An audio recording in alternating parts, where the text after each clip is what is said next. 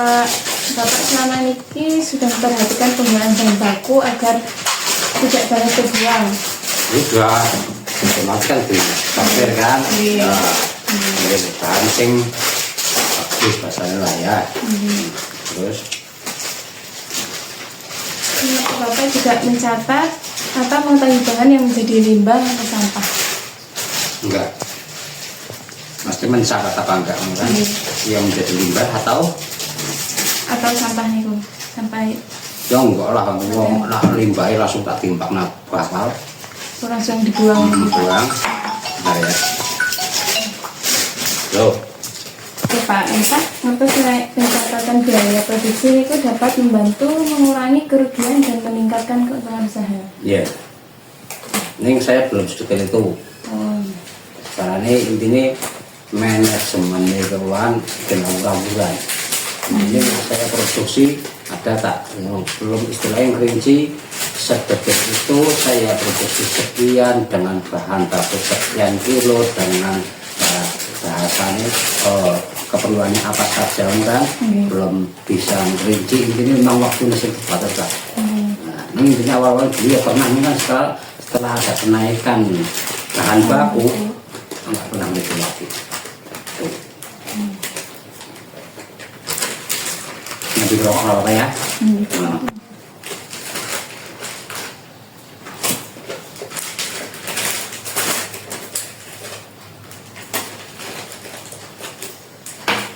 Nah ini Pak listrik, air, gaji, gas, ini kok ada pencatatannya? Oh enggak ada. Intinya secara administrasi itu enggak ada. Hitungan itu hanya di sini lah catatannya. Ya. Pencatatan harian juga dereng. Oh, ada karena produksi juga tidak istilahnya enggak setiap hari. Kita produksi ini melihat sikon. Kalau kondisi stok itu aman, libur. Kalau jangan lupa lebih kita ngorder lagi baru produksi. Bahasa ini saya produksi ini ya dibilang pokok ya pokok, dibilang sambilan karena saya sibuk di kantor. Nah ini buah sari-sari itu sih utuhan yang terkulitan atau sing pun Ya sama kulit itu masih ada sisa. Ini saya ngorder ke pengepul kan nggak mungkin kita langsung ke petani. Apapun jenis hasil bumi biasanya sudah dipul sama si pengepul apa namanya supplier. Nah itu biasanya tani dipul sama supplier, baru saya ngorder ke supplier.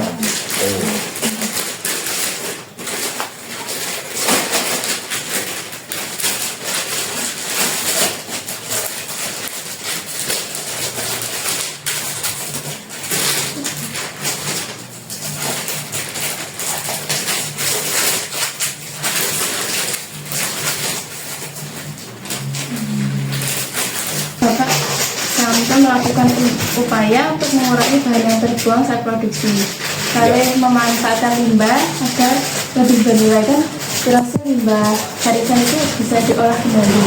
Jadi sangat biji. Nah, pemanfaatan limbah sampai saat ini belum. Ya pemanfaatan cuma tak kasih pakan sama ikan awal gitu. Ya, contoh semuanya dibuatkan lubang, jadikan pupuk belum karena keterbatasan waktu. Tuh, sementara untuk limbah pakan ikan.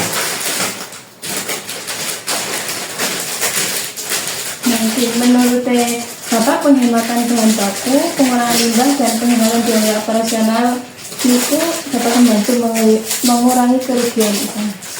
Menurut Bapak? Ya jelas. Dari awal kita di apa istilahnya ngorder dari supplier, otomatis kita nyortir. Karena harus sudah sortir dulu. Dalam memasakan sehari-hari juga kita sortir, kita pilah mana yang lebih masak dulu, mesti buah yang sudah masak kita olah dulu, kan? Kalau enggak disortir kayak gitu, berarti di hari kedua atau ketiga banyak yang busuk, otomatis kan kerusakannya lebih banyak, otomatis dari segi pembelian juga lebih. Gitu. Salah satu contoh seperti itu.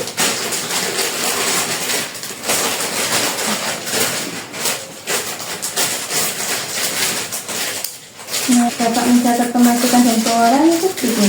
Jadi di ini mau Pak. Saya nggak nyatet, pernah nyatet dulu awalnya ini kita pernah melakukan seperti itu aja, itu berdasarkan kemampuan saya lah. Nah secara manajemen pemasaran, manajemen keuangan saya enggak, bahasanya masih amburadul, dalam arti enggak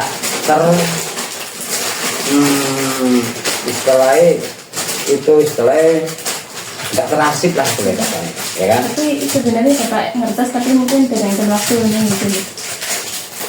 Ya, nah ini globalan saja. Oh, jelas benar wong dagang nggak mungkin orang untung itu lanjut terus kan. Ya, ini secara rinci belum sempat, belum bisa. Ya. Ini saya paham dengan sampean ini menanyakan dalam sore contoh dalam 1 kilogram bisa menghasilkan berapa dengan biaya berapa kan gitu. Saya nggak gitu kayak gitu, nggak itu. Nah, uang usaha itu kalau mau pribadi Bapak itu campur uang apa-apa bentuk uang nang kamu ya tercampur. Nah itu masih untuk urusan administrasi baik dari kita produksi sampai pemasaran apapun intinya gini, secara administrasi belum bisa tertata. Istilahnya dari produksi ini belum istilahnya berdiri sendiri, belum, masih nyampur dan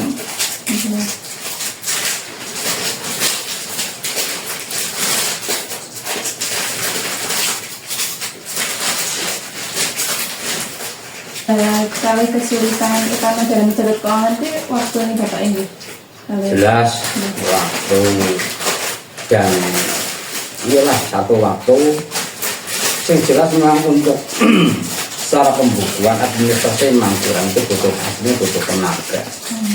Aslinya butuh tenaga khusus, harus lebih ya karyawan yang untuk menangani bidang itu kan. Ini bahasanya masih dari belanja sampai pemasaran, ini belanja proses sampai pemasaran saya sendiri.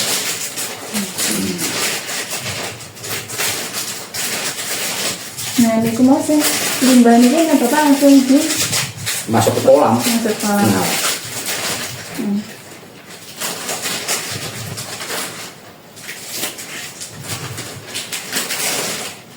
Mungkin menurut Bapak apa yang perlu dilakukan agar usaha bisa lebih hemat biaya, lebih efisien, dan keuntungannya itu makin meningkat? Yang jelas kita harus punya strategi. Satu, dalam kita terkait belanja atau ngordersi bahan baku itu kita harus melihat pasar. Kalau sebuah harganya lagi tinggi, kita produksi kita lihat sikon ini stok. Kalau stoknya cukup, katakanlah kita ngordernya bahan baku yang biasa nih banyak, ya berarti dikurangi karena harganya lagi tinggi. Nah, kalau walaupun stok ini menyesuaikan dengan stok, kalau stok ini walaupun masih banyak, tapi kalau kondisi di luar sana harga bahan baku itu cenderung lebih murah, saya bisa untuk pasar. Kalau sebuah harganya lagi tinggi, kita produksi kita lihat sikon ini stok. Kalau stoknya cukup, katakanlah kita ngordernya bahan baku yang biasa nih banyak, ya berarti dikurangi karena harganya masih tinggi. Nah, kalau walaupun stok ini menyesuaikan dengan stok, kalau stok ini walaupun masih banyak, tapi kalau kondisi di luar sana harga bahan baku itu cenderung lebih murah, saya bisa untuk yang lainnya juga saya mengikuti lah intinya. Situasional saya produksi itu belum bisa setiap hari, karena pemasaran juga saya kan hanya memanfaatkan waktu Sabtu Minggu, karena saya kan pekerja PNS ya kan. Saya memanfaatkan Sabtu Minggu. Mungkin kalau saya orang swasta total di sini ya nggak seperti ini. Seperti itu. Gitu. Nah, menurut saya ini seberapa besar pengaruh limbah atau bahan yang terbuang terhadap biaya produksi. Mungkin nek ngupas kulit niku kan nek kali belum pernah ngitung bahasane semuanya saya ngorder buah 1 kintal limbahnya berapa kilo gitu kan. Lebih efisien nek ngupasnya kali alat niku jadi iya. lebih tipis niku ya sebenarnya harusnya memang seperti itu tapi belum sampai kayak gitulah. Intinya saya hanya berupaya bagaimana kita produksi itu jangan ya intinya mengurangi namanya kegagalan produk itu pasti ada kan. Satu itu tadi harus kita pintar-pintar ngorder si buah. Kedua peralatan juga harus ada perawatan berkala, dalam arti setiap mau masuk kita harus rawat karena dengan rusak atau tidak standarnya si alat untuk ngepres itu juga berpengaruh ke hasil kan. Tuh kalau kerusakan berarti nak semuanya itu kondisi alat kotor atau kurang sesuai berarti akan intinya angka kerusakan mesti lebih banyak. Di situ saya hanya sebatas itu untuk mengantisipasi. 52 menit 52